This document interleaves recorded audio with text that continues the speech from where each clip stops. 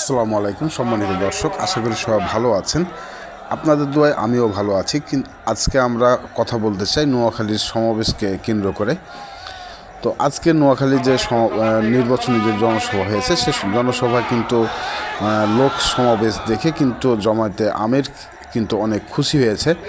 তো জামাতে আমির যে খুশি হয়েছে, খুশির মাধ্যম কিন্তু আমরা বুঝতে যেতে পেরেছি, সেটি হচ্ছে যে নোয়াখালীবাসীর যে 6টি দাবি ছিল, সে 6টি দাবিকে কিন্তু উনি মেনে নিয়েছেন। এখন দেখার বিষয় হচ্ছে যে জনগণ খুশি হয়েছে কিনা।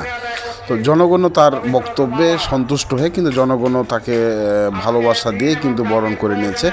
এটাই কিন্তু আমরা দেখেছি। চলুন আমরা একটু তাদের সে কথাগুলো আমরা একটু শুনে আসি। যেখানে প্রায় জায়গায় জায়গায় বিপুল সংখ্যক মাদ্রাসা, আলিম উলামার চারণভূমি, দেশ এবং জনগণের ইসলামের পক্ষে কাজ করতে গিয়ে এই জনপথে বাংলাদেশের সবচেয়ে বেশি মানুষ শাহাদত বরণ করেছে। আমি সেই শহীদি ঈদগায় আজকে দাঁড়াতে পেরে আরেকবার আল্লাহ তাআলার শুকরিয়া আদায় করছি, আলহামদুলিল্লাহ।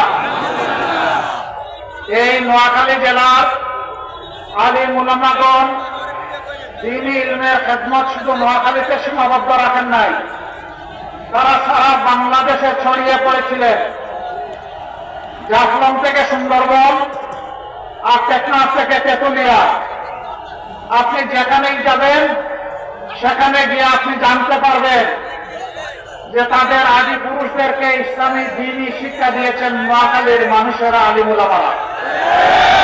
আপনারা সেই গর্বিত এলাকার মানুষ। মহান আল্লাহ তাআলার দরবারে দোয়া করি, এই সমস্ত আলিম উলামা, মাদ্রাসা, মসজিদের উসিলায়, খানকার উসিলায় আল্লাহ রাব্বুল আলামিন দুনিয়ায় আপনাদের সম্মান এবং ইজ্জত আরো বৃদ্ধি করে দিন। দুনিয়ার এমন কোন সভ্য দেশ নাই যেখানে নোয়াখালীর কিছু মানুষ পাওয়া যাবে না। এটি আপনাদের কৃতিত্ব। এই এলাকার মানুষ লড়াকু মানুষ, তারা সামান্য কিছু দেখে ভয় পায় না, বরঞ্চ তারা ভয়কে জয় করতে জানে। আপনারা রিয়েলি বীর। আমি বীরদেরকে আরেকবার আমার অন্তঃস্থল থেকে অভিনন্দন জ্ঞাপন করছি। মহান আল্লাহ শুকরিয়া আদায় করে তাকবীর দেয় আসুন। লিল্লাহি তাকবীর, লিল্লাহি তাকবীর। সম্মানিত ভাই ও বোনেরা, বলছিলাম জুমার দিন বেশি কথা বলার সুযোগ নেই, মৌলিক কতগুলা কথা বলি, এরপরে লক্ষ্মীপুরের দিকে ইনশাআল্লাহ যাওয়ার চেষ্টা করবো। আল্লাহ যেন নিরাপদে পৌঁছে দেন, আপনারা দোয়া করবেন। এই 56,000 বর্গমাইলের প্রতি ইঞ্চি মাটিকে আমরা ভালোবাসি। 18 কোটি মানুষের প্রত্যেককে আমরা ভালোবাসি। এই দেশে মুসলমান, হিন্দু, বৌদ্ধ, খ্রিস্টান, ও আমি বুঝতে পারছি এইদিকে আমার ভাইদের একটু কষ্ট হচ্ছে। সামনে মিডিয়ার লোকেরা দাঁড়ায় আছে, পিছন থেকে প্রতিবাদী কণ্ঠ শুধু বলেন বসেন বসেন। আর আমি আপনাদেরকে বলি যে আপনারা বসে যান। পিছনে যারা দাঁড়িয়েছেন তারা বসে যান। তারা হয়তো আমাকে দেখবেন না, আপনারা মনোযোগ দিয়ে কথাগুলো শুনুন। আল্লাহ আপনাদের দিলের চোখ খুলে দিক, যাতে আপনারা দিলের চোখ দিয়ে দেখতে পারেন। আর সাংবাদিকদেরকে তাদের পেশাগত দায়িত্ব পালন করার সুযোগ দেন। ধন্যবাদ, আপনারা বসে গেছেন, অসংখ্য ধন্যবাদ। সম্মানিত নোয়াখালীবাসী, বলছিলাম যে আমরা প্রতি ইঞ্চি মানুষ আর প্রতি ইঞ্চি মাটি আর প্রত্যেকটা মানুষকে ভালোবাসি। আমরা সেই ভালোবাসার পরিচয় দেওয়ার চেষ্টা করেছি। 15.5 বছরের চরম নির্যাতিত একটা দল, যেই দলের 11 জন সিনিয়র নেতাকে 1-2 করে খুন করা হয়েছে ঠান্ডা মাথায়, যে দলের অফিসগুলা সারা সময়টা জুড়ে বন্ধ ছিল। এমনকি এই নোয়াখালীতে ওই কঠিন সময়ে 15 সালে আমি একবার এসেছিলাম। আমার 2 ঘন্টার মিটিং 57 মিনিটে আমাকে শেষ করতে হয়েছিল। কারণ কি আপনারা সব বুঝেন, আমি আর বলতে যাচ্ছি না। সম্মানিত ভাই ও বোনেরা, এরকম একটা অবস্থা পাড়ি দিয়ে আমরা যখন 5 তারিখ 1000 কর্মীকে হারিয়ে হাজার হাজার কর্মীর পঙ্গুত্ব বরণ করার বিনিময়ে হাজার হাজার লক্ষ লক্ষ জুলাই যোদ্ধা ত্যাগের বিনিময়ে আমরা যখন 5 তারিখ পেয়ে গেলাম, তখন আমরা উচ্ছ্বাস করি নাই, মিছিল করি নাই, স্লোগান করি নাই, আমরা শেষ দায় করেছি আল্লাহ দরবারে শুকরিয়া আদায় করার জন্য। এটাই মুমিনের দায়িত্ব, এটাই দেশপ্রেমিক মানুষের দায়িত্ব। আপনারা জানেন সবগুলো অফিস বন্ধ, আমাদের নিবন্ধন নাই, প্রতীক কেড়ে নিছে, শেষ পর্যন্ত দিশাহারা হয়ে আমাদেরকে নিষিদ্ধ করে দিচ্ছে।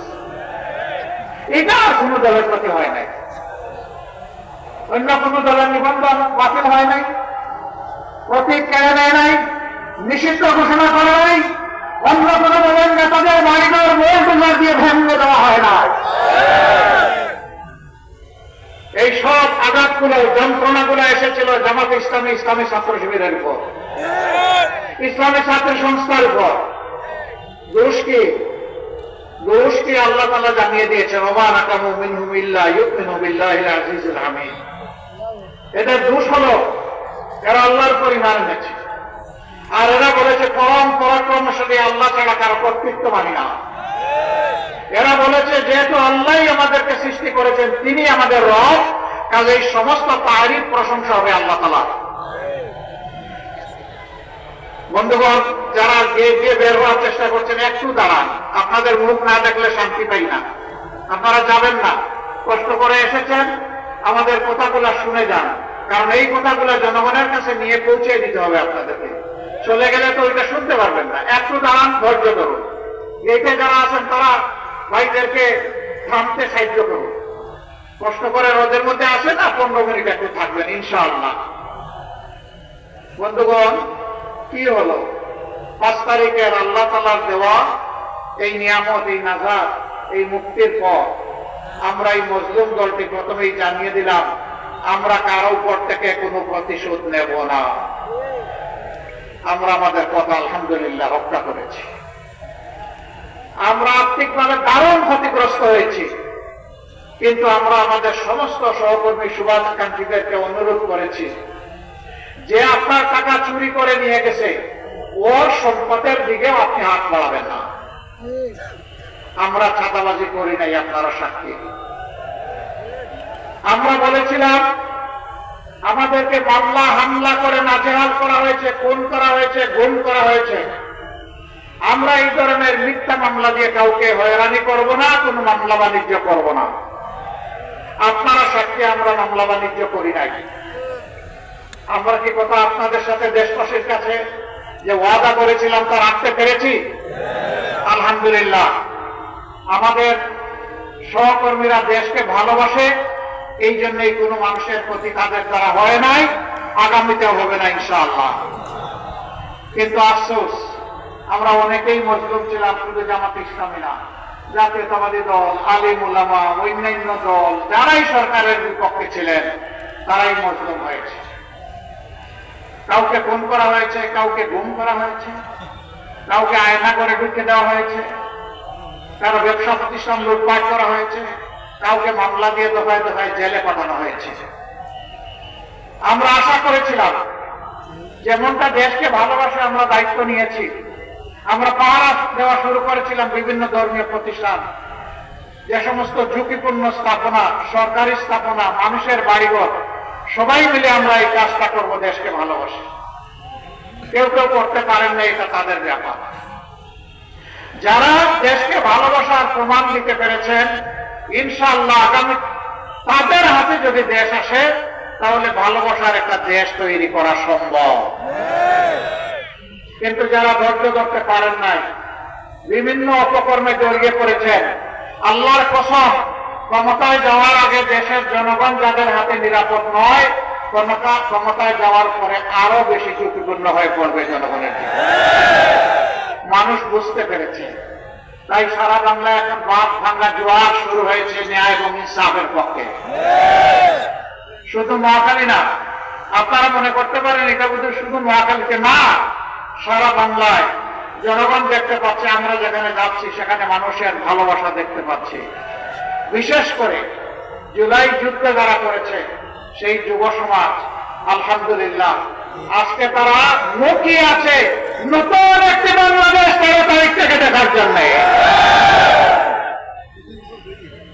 আজ যুবকরা সিদ্ধান্ত নিয়ে ফেলেছে তারা কি আধিপত্যবাদের যারা দূষক তাদের পক্ষ নেবে নাকি আধিপত্যবাদের বিরুদ্ধে যারা মাথা উঁচু করে দাঁড়িয়ে আছে, মুখ ফুলিয়ে দাঁড়িয়ে আছে তাদের পক্ষ নেবে। তারা সিদ্ধান্ত নিয়ে ফেলেছে। তারা বুঝতে পেরেছে জুলাইয়ের যে চেতনা, যে আকাঙ্ক্ষা, এটা কাদের দ্বারা বাস্তবায়ন হবে তারা বুঝতে পেরেছে। তাদের বুঝ একদম স্পষ্ট। মায়েরা বুঝতে পেরেছেন, বোনেরা মেয়েরা বুঝতে পেরেছেন তাদের জীবন, ইজ্জত, সম্পদ কার কাছে নিরাপদ। এই জন্য তারাও সিদ্ধান্ত নিয়ে ফেলেছে। একজন যুবতী বোন পোশাকে আসক্তে তার মতো, তাকে সাংবাদিক বন্ধু জিজ্ঞেস করেছে আপনি আগামীর ক্ষমতায় কাকে বাংলাদেশে দেখতে চান? আমরা ক্ষমতা বলি না, আমরা অন্য কিছু বলি, কিন্তু সাংবাদিক তার মতো প্রশ্ন করেছে। তিনি বলেছেন আগামীর ক্ষমতায় আমরা জামাতকে দেখতে চাই। বলছে জামাত আসলে তো আপনি এই পোশাক করতে পারবেন না। বলে যে করবো না।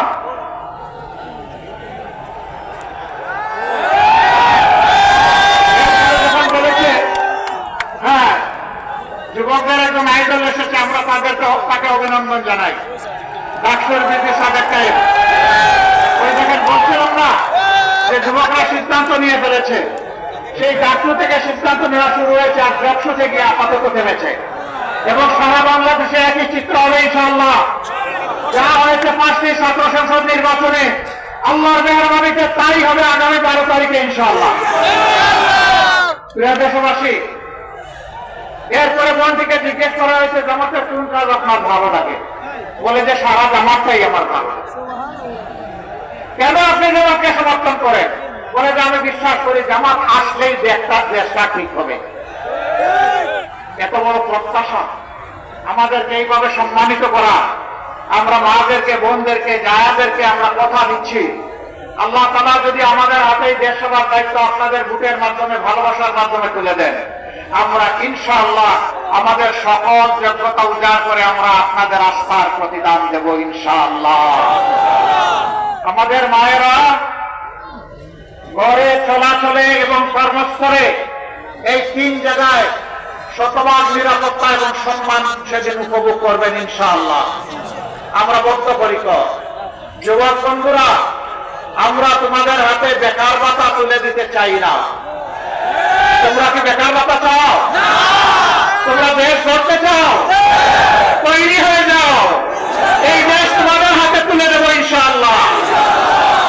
11 দলের প্রার্থীদের মধ্যে ম্যাক্সিমামের বয়স হচ্ছে 45-এর নিচে। এটা কি বার্তা দিচ্ছে জাতিকে? বার্তা দিচ্ছে আগামীর বাংলাদেশ যুব সমাজের বাংলাদেশ। তোমরা থাকবে প্লেনের ককপিটে, বাংলাদেশ নামক যে প্লেন, আর আমরা থাকবো ইনশাআল্লাহ প্যাসেঞ্জারদের সিটে বসে থাকবো।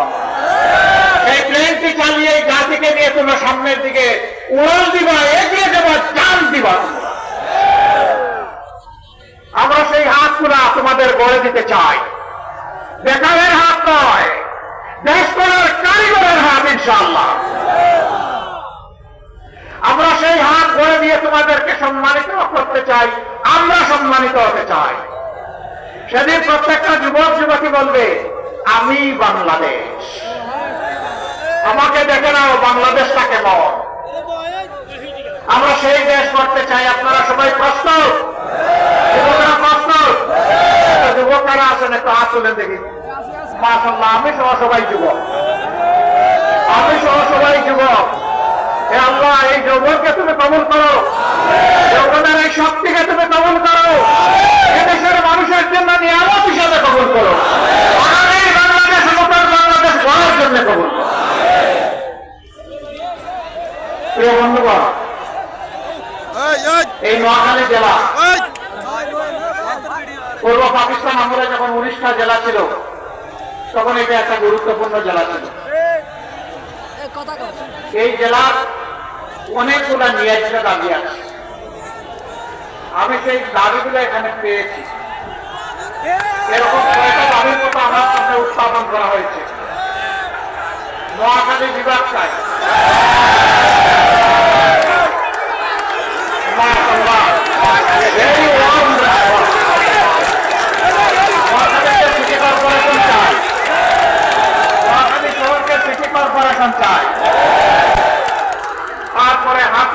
কোম্পানিগঞ্জ সুবর্ণচর নদী ভাঙ্গন রোধে কার্যকর পদক্ষেপ চাই। এরপরে কোম্পানিগঞ্জ ছোট ফেনী নদীতে ক্লোজার নির্মাণ চাই। এরপরে বলা হয়েছে সোনাপুর থেকে হাতিয়া চেয়ারম্যান ঘাট পর্যন্ত রেল লাইন সম্প্রসারণ চাই। এরপরে বলা হয়েছে সুবর্ণচরে একটা পৌরসভা চাই। সুবর্ণচর এইটাকে হাতিয়ার না ওই দিকের জায়গা? আমি যেটাতে গিয়েছিলাম সেটা না অন্যটা? হ্যাঁ, আমি যেখানে গিয়েছিলাম, হ্যাঁ, আমি একজন দুঃখিনী মায়ের দরবারে পৌঁছার চেষ্টা করেছিলাম, যাকে হায়ানারা কষ্ট দিয়েছিল একটা সিম্বলে 18 সালে ভোট দেওয়ার কারণে। ওই মায়ের সম্মানে সেখানে আমরা নির্বাচিত হলে পৌরসভা করবো ইনশাআল্লাহ, ওই মাকে সম্মানিত করার জন্য ইনশাআল্লাহ তাআলা রাজি। আপনাদের এই 6টা দাবি আমি বুঝতে পারলাম যে নোয়াখালীবাসীর প্রাণের দাবি। দোয়া করবেন, কথা দিচ্ছি আপনাদের সাথে বেইনসাফি করা হবে না ইনশাআল্লাহ। ইনসাফের মানদণ্ডে দাঁড়িয়ে অবশ্যই আপনাদের দাবিগুলো পর্যায়ক্রমে ইনশাআল্লাহ আমরা বাস্তবায়ন করব। আমরা সব দাবি কবুল করে নিলাম ইনশাআল্লাহ। আল্লাহ তাআলা আমাদেরকে এই অঙ্গীকার পূরণের জন্য বিশেষভাবে যেন সাহায্য করে। আমরা একটা দুর্নীতি মুক্ত, চাঁদাবাজ মুক্ত, দুঃশাসন মুক্ত বাংলাদেশ চাই। আমরা চাই না 15.5 বছরের সেই দুঃশাসন আবার বাংলাদেশে ফিরে আসুক। যদি আমরা না চাই তাহলে 12 তারিখ 2টা ভোট, প্রথম ভোটটা হবে ইনশাআল্লাহ সংস্কারের পক্ষে হা ভোট। প্রথম ভোটটা কি ভোট হবে? হা মানে আজাদি, না মানে গুলামি। আজাদি না গুলামি, আজাদি না গুলামি। সম্মানিত ভাইরা, এরপরে যা স্পষ্টভাবে বলতে চাই, ইনসাফের প্রতীক দাঁড়িপাল্লার সাথে আরো 10টা প্রতীক যুক্ত হয়েছে। এই 10-11 প্রতীক যাকে যেখানে যেটা দেওয়া হবে ধরে নিতে হবে যে তার মাঝে 11টা। আমরা সবাই মিলেমিশে এক মায়ের সন্তানের মতো কাজ করবো ইনশাআল্লাহ। আমি জানি বিশেষ করে আমার সংগঠনের ভাইদের বোনদের কিছু কষ্ট, কিছু অভিমান আছে। আমি আজকে হাত পেতে সেই কষ্টগুলা তুলে নিয়ে যেতে এসেছি। আপনারা কি আমাকে সেই কষ্টগুলো আমার হাতে তুলে দেবেন? আপনারা দুঃখ ভুলে যাবেন, জীবন বাজি রেখে এখন কাজ করবেন। এখন থেকে 12 তারিখ বিজয় নিশ্চিত হওয়া পর্যন্ত কাজ করবেন। শুকরিয়া, আপনাদেরকে মোবারকবাদ। 12 তারিখ 6টি আসনের 4টিতে দাঁড়িপাল্লা, 2টিতে আসলে শাপলাকলি। আমি আগেই বলেছি দাঁড়িপাল্লার সাথে বাকি আমরা সব আছি, শাপলাকলির সাথে আমরা সব আছি, এখানে আলাদা কিছু নাই। সরকারি কর্মজীবীরা কেউ সৎ, কেউ সততা রক্ষা করেন না। কেন করেন না? তাদেরকে যে বেতন ভাতা সুবিধা যেগুলো দেওয়া হয় সম্মানের সাথে চলার জন্য এগুলো অনেক সময় পর্যাপ্ত হয় না।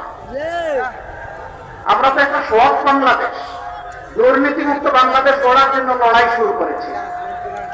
আমরা সরকারি কর্মচারীদের ন্যায়সঙ্গত বিষয়টা দরদের সাথে, সম্মানের সাথে বিবেচনায় নিয়ে পে কমিশনকে বলবো যে যথাযথ রিকমেন্ডেশন আপনারা আমাদের কাছে দিন, যাতে একজন মানুষ সরকারি চাকরি করার পরে দ্বিতীয় কোনো রুজির সন্ধান তাকে করতে না হয়, আর টেবিলের নিচে যেন হাত ঢুকাইতে না হয়। এরপরে যারা সততার রাস্তা ছেড়ে দেবেন তাদেরকে সংশোধনের জন্য চেষ্টা করব।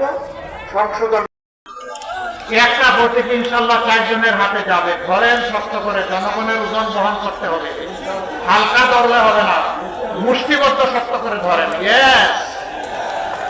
ইনসাফের প্রতীক দাঁড়িপাল্লা। কি দিলাম ওনার হাতে? প্রতীক আছে, প্রতীক আরো দিয়ে এখন থেকে